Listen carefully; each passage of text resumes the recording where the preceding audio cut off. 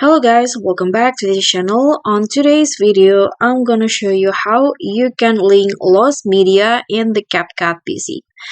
So if you guys accidentally move or delete media that you import to CapCut PC, that media will look like this on the CapCut PC. The media not found.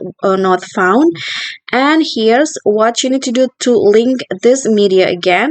You just need to right click on the media that you lost, and then here click on the link to media options, and then find the media.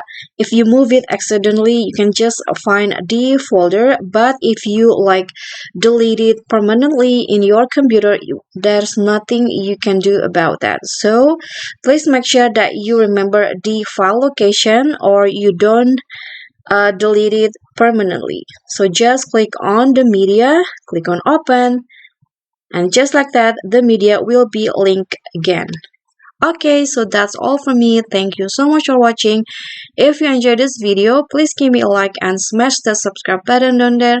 And also remember to leave a comment and click on the thanks. Bye.